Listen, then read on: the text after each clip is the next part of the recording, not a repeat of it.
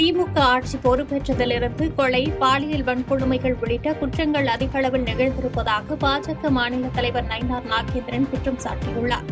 ஈரோட்டில் அனைத்து தொழில் வணிகர்கள் சங்கங்களின் கூட்டமைப்பு சார்பில் நடைபெற்ற மத்திய மாநில அரசின் தொழில் மற்றும் நிறுவனங்களின் கருத்து கேட்பு கலந்துரையாடல் கூட்டத்தில் பாஜக மாநில தலைவர் நயினார் நாகேந்திரன் கலந்து கொண்டு ஆலோசனை மேற்கொண்டார். பின்னர் செய்தியாளர்களை சந்தித்து பேசிய அவர், கோவையில் கல்லூரி மாணவி கூட்டு பாலியல் வன்கொடுமை செய்யப்பட்ட சம்பவம் அதிர்ச்சியை ஏற்படுத்தி இருப்பதாகவும், போதை நபர்களால் தாக்கப்பட்ட இளைஞருக்கு 28 இடங்களில் தையல் போடப்பட்டிருப்பதாகவும் தெரிவித்தார். மேலும் திமுக ஆட்சி பொறுப்பேற்றதிலிருந்து 18,000க்கும் மேற்பட்ட பாலியல் வன்கொடுமைகள் நிகழ்ந்திருப்பதாகவும், அதிலும் குறிப்பாக 50% குற்றங்கள் போக்சோ வழக்குகளாகும் எனவும் தெரிவித்தார். அதோடு உள்ளாட்சித்துறையில் 788 கோடி ரூபாய்க்கு பணி நியமன ஊழல் நடந்திருப்பதாக தற்போது தகவல் வெளியாகியிருப்பதாக தெரிவித்த அவர், சம்பந்தப்பட்டவர்கள் மீது தகுந்த நடவடிக்கை எடுக்க வேண்டும் எனவும் தெரிவித்தார். அவரை முருகானந்த் அவர்கள் நேரடியாகவே பார்த்துவிட்டு வந்தாங்க. கண்ணு முழிக்க முடியவில்லை, ஆனால் பேசுகிறார். இவ்வளோ ஒரு மோசமான சூழ்நிலை தமிழ்நாட்டில் நடந்து வந்து கொண்டிருக்கிறது சொன்னால், இது சட்டம் ஒழுங்கு சரியில்லை, போதைப் பொருள் கடத்தல், கஞ்சா, பெத்தமைட்டின் போன்ற அபின் போன்ற பல்வேறு போதைப் பொருட்கள் கோயம்புத்தூர் மட்டுமல்ல தமிழ்நாடு முழுவதும் நடைபெற்று கொண்டிருக்கிறது.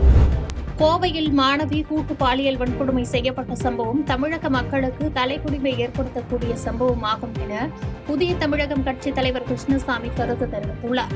தூத்துக்குடி மாவட்டம் கோவில்பட்டியில் கட்சி நிர்வாகிகளுடன் ஆலோசனை மேற்கொண்ட அவர் செய்தியாளர்களை சந்தித்து பேசினார். அப்போது தமிழ்நாட்டில் பல்வேறு கிராமங்களில் அடிப்படை வசதிகளை ஏற்படுத்திக் கொடுப்பதற்காக பல்லாயிரக்கணக்கான கோடி ரூபாய் நிதி ஒதுக்கிய நிலையிலும் எவ்வித பணிகளும் மேற்கொள்ளப்படவில்லை என்று குற்றம் சாட்டிய அவர், இதனை கண்டித்து நெல்லையில் நவம்பர் 20ஆம் தேதி ஆர்ப்பாட்டம் நடத்தப்படும் என தெரிவித்தார். மேலும் கோவையில் மாணவி கூட்டு பாலியல் வன்கொடுமை செய்யப்பட்ட சம்பவம் கண்டனத்திற்குரியது எனவும், இந்த நிகழ்வு தமிழக மக்களுக்கு தலைகுனிவை ஏற்படுத்தக்கூடிய சம்பவமாகும் எனவும் தெரிவித்தார். அதோடு தமிழகத்தில் மேற்கொள்ள இருக்கக்கூடிய சிறப்பு தீவிர வாக்காளர் பட்டியல் திருத்தப் பணிகள் நேர்மையாக நடைபெற வேண்டும் என்பதே தனது வேண்டுகோள் எனவும், 1 மாத காலத்திற்குள் பல கோடி வாக்காளர்களின் அனைத்து தரவுகளையும் சரிபார்த்து எப்படி பட்டியல் தயாரிக்கப்படும் என்பதே கேள்விக்குறியாக உள்ளதாகவும் தெரிவித்தார். அடிப்படை வசதிகளை உருவாக்கி தருவதற்காக பல்லாயிரக்கணக்கான கோடி ரூபாய் ஊராட்சிகளுக்கு ஒதுக்கப்பட்டிருந்தாலும் கூட ஊராட்சிகள் பல்வேறு விதமான தவறான மனநிலைகளோடு அணுகினுடைய விளைவாக பல கிராம ஏழை எளிய மக்கள் புறக்கணிக்கப்பட்டிருக்கிறார்.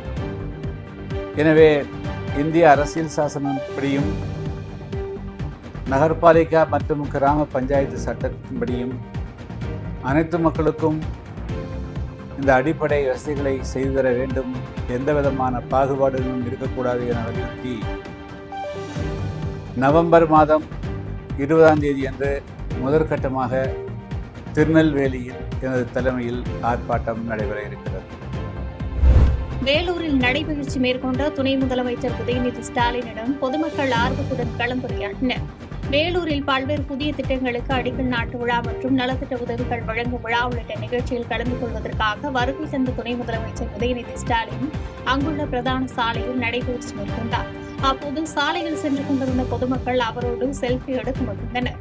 தொடர்ந்து அங்கிருந்து சிறுமியிடம் சிரித்து பேசியபடி புகைப்படம் எடுத்துக் கொண்டு சென்றார்.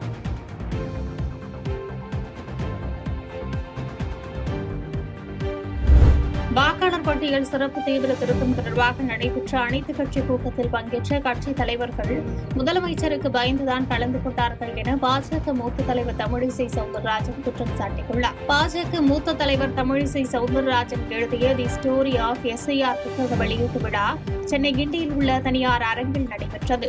இந்நிகழ்ச்சியில் பாஜக முக்கிய பிரமுகர்கள் விஜயதாரணி, கராத்தே தியாகராஜன் உள்ளிட்ட கட்சி நிர்வாகிகள் பங்கேற்றனர்.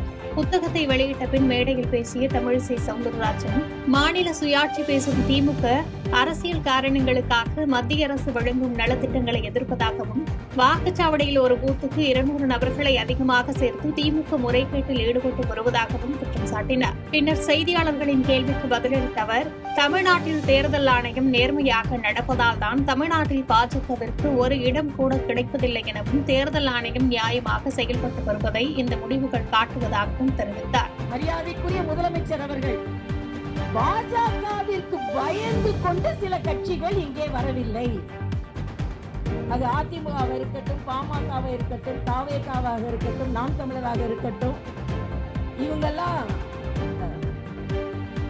அண்ணன் வாசன் அவர்கள் கட்சி, தமாக, இவர்கள் எல்லாம் வந்து சேரல. உடனே முதலமைச்சர் சொல்கிறார், பயந்து போய், பாஜகவிற்கு பயந்து போய் இவர்கள் எல்லாம் வரவில்லை என்று நான் சொல்கிறேன். அங்கே வந்த 41 பேரும் முதலமைச்சருக்கு பயந்து போய் வந்தவர்கள். ஆக உங்களுக்கு பயந்து போய் வருகிறார்கள், எங்களுக்கு பயந்து போய் வராமல் இல்லை. காவிரி டெல்டா பகுதிகளில் தூர்வாராத காரணத்தால் தண்ணீர் தேங்கி பயிர்கள் அழுகும் நிலைமை ஏற்பட்டுள்ளதாக பசுமை தாயகத்தின் தலைவர் சௌமியா ஆண்டுமணி குற்றம் சாட்டியுள்ளார். மயிலாடுதுறை மாவட்டத்தில் கடந்த மாதம் பெய்த பருவமழை காரணமாக கங்கணபுத்தூர், அருள்மொழிதேவன், கடுவன்குடி, ஏனாதிமங்கலம் உள்ளிட்ட கிராமங்களில் சுமார் 2000 ஏக்கர் பரப்பளவில் சம்பா சாகுபடி நீரில் மூழ்கி சேதமடைந்தது. இந்நிலையில் மயிலாடுதுறை மாவட்டத்திற்கு வருகை தந்த பசுமை தாயகத்தின் தலைவர் சௌமியா ஆண்டுமணி சேதமடைந்த நிலங்களை பார்வையிட்டு ஆய்வு மேற்கொண்டார். பின்னர் செய்தியாளர்களை சந்தித்து பேசிய அவர், டெல்டா மாவட்டங்களில் ஏரி குளங்களை தூர்வாருவதற்கு போதிய நிதி ஒதுக்கப்படுவதில்லை எனவும், இதனால் மழைநீர் வடியாமல் விவசாயிகள் பெரும் பாதிப்பை சந்திப்பதாகவும் குற்றம் சாட்டினார். மேலும் நேரடி நெல் கொள்முதல் நிலையங்களில் உடனடியாக கொள்முதல் செய்யப்படாமல் இருப்பதால் நெல்மணிகள் முளைத்து விடுவதாக வேதனை தெரிவித்த அவர், கடந்த ஆண்டு பெய்த மழையில் பாதிக்கப்பட்ட பொழுது விவசாயிகளுக்கு வழங்க வேண்டிய நிவாரணத் தொகை இன்னும் வழங்காமல் விவசாயிகளை அரசு வஞ்சித்து வருவதாகவும் குற்றம் சாட்டினார். ஒரு சில ஊர்ல பாத்தீங்கன்னா முழுக்க அறுவடைக்கு தயாரான நெல் கதிர்கள் வந்து தண்ணியில மூழ்கி அது அழிஞ்சு போயிருக்கு. இப்படி விதவிதமாக ஒரு 3 வகையான இடத்துல அறுவடைக்கு தயாரான நெல் தண்ணியில மாட்டி அழிஞ்சு போயிருக்கு. இன்னொன்னு பயிர் செய்திருக்கிறாங்க, நாற்று நட்டு 15 நாள்ல திருப்பி தண்ணியில மூழ்கி வெளில வர முடியாம அதுவும் வந்து செத்து போயிருக்குது. இதை எப்படி விவசாயிகளை இவங்க வந்து அதை காப்பாற்றுவாங்கன்னா கஷ்டம். ஏன்னா அந்த தண்ணி வந்து வடியல. எல்லாம் சொல்ற ஒரே ஒரு விஷயம், அந்த தூர்வாரல, அந்த வாய்க்கால யாருமே தூர்வாரல. அந்த அம்மங்குடின்ற ஊர்லயே அதான் சொல்றாங்க, தூர்வாருனதான் சொல்றாங்க, கணக்கு காட்டுறாங்க, கல்லு நடுறாங்க. ஆனா இது வரைக்கும் ஒரு வருஷக்கணக்கா தூர்வாரல. ஒரு வருஷமும் இது நடக்குது. காலநிலை மாற்றம் என்பது எல்லா ஊர்லயும் ஒண்ணுதான்.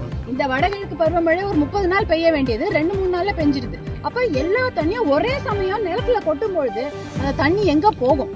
அது வந்து ஒரு இடத்துல போய் தேங்கி போகுது. தேங்கி போன தண்ணி வந்து வடிகால்ல வடிஞ்சு போயிட்டா அந்த நாத்து பொழைச்சுக்கும். ஆனா வடிகால்ல வடியாதனால என்ன ஆகுது, அங்கேயே போய் தங்கிறதுனால எல்லாம் அழிஞ்சு போகுது. இது ஒரு ப்ராப்ளம். கிருஷ்ணகிரி அருகே மருத்துவ சிகிச்சை அளித்து இளைஞரின் உயிரை பறித்த போலி மருத்துவரை போலீசார் கைது செய்தனர். கிருஷ்ணகிரி மாவட்டம் ஊத்தங்கரையை அடுத்த நடுப்பட்டி காமராஜர் நகர் பகுதியைச் சேர்ந்தவர் பாபு. இவர் தனக்கிருந்த ஆஸ்துமா பிரச்சினை காரணமாக சம்பவத்தன்று மூச்சு திணறல் ஏற்பட்டதால் அங்குள்ள முருகன் மெடிக்கல் எனும் பெயரில் இயங்கி வரும் மருந்துக்கு கடை ஒன்றில் ஊசி போட்டுள்ளார். பின்னர் வீட்டிற்கு சென்ற பாபு திடீரென மயங்கி விழுந்த நிலையில் மருந்தக கடை உரிமையாளர் மனோஜுக்கு தகவல் தெரிவிக்கப்பட்டுள்ளது. பின்னர் வீட்டிற்கு வந்து பரிசோதித்த போது பாபு உயிரிழந்திருப்பதாக மனோஜ் தெரிவித்த நிலையில், உன்னிடம் ஊசி போட்ட பின்புதான் இறந்து போயிருக்கிறார் என கூறி மனோஜை பிடித்து உறவினர்கள் போலீசிடம் ஒப்படைத்தனர். இதையடுத்து பாபுவின் உடலை மீட்டு பிரேத பரிசோதனைக்கு அனுப்பி வைத்த போலீசார் மனோஜை கைது செய்து தொடர்ந்து விசாரணை மேற்கொண்டு வருகின்றனர். இளமனூரில் இரு சமூகத்தினரிடையே ஏற்பட்ட மோதலை கண்டித்து குற்றவாளியை கைது செய்யக்கோரி பரமக்குடியில் பொதுமக்கள் சாலை மறியல் போராட்டத்தில் ஈடுபட்டதால் பரபரப்பு ஏற்பட்டது. சிவகங்கை மாவட்டம் இளையான்குடி அடுத்த இளமனூரில் அடையாள பலகை வைப்பது தொடர்பாக இரு சமூகத்தினரிடையே கடும் மோதல் ஏற்பட்ட நிலையில் அங்கு பெரும் கலவரமாகவும் வெடித்தது. இதனால் இரு தரப்பினருக்கும் இடையே அடிதடி மோதல் உருவாக்கிய நிலையில் பதற்றத்தை தணிக்கும் விதமாக 100க்கும் மேற்பட்ட காவல்துறையினர் அங்கு குவிக்கப்பட்டனர். இந்நிலையில் தாக்குதலில் ஈடுபட்ட குற்றவாளிகளை கைது செய்ய கோரி பரமக்குடி ராமநாதபுரம் நெடுஞ்சாலையில் இளமனூர் கிராமத்தைச் சேர்ந்த 50க்கும் மேற்பட்டோர் சாலை மறியல் போராட்டத்தில் ஈடுபட்டதால் பரபரப்பான சூழல் நிலவியது. இதனைத் தொடர்ந்து சம்பவ இடத்திற்கு வருகை தந்த மாவட்ட காவல் கண்காணிப்பாளர் சிவபிரசாத் உரிய நடவடிக்கை எடுக்கப்படும் என உறுதியளித்தார். செய்திகளை உடனுக்குடன் தெரிந்து கொள்ள கீழ்கண்ட கேபிள் மற்றும் டிடிஎச் நெட்வொர்க்குகளில் எம்நாடு செய்தி தொலைக்காட்சியை காணுங்கள். பாதகம் செய்பவரை கண்டால் நாம் பயம் கொள்ளலாகாது பாப்பா. மோதி மிதித்து விடு பாப்பா, அவர் முகத்தில் உமிழ்ந்து விடு பாப்பா. அண்மை செய்திகளை உடனுக்குடன் தெரிந்து கொள்ள இணைந்திருங்கள் எம்நாடு தொலைக்காட்சியுடன்.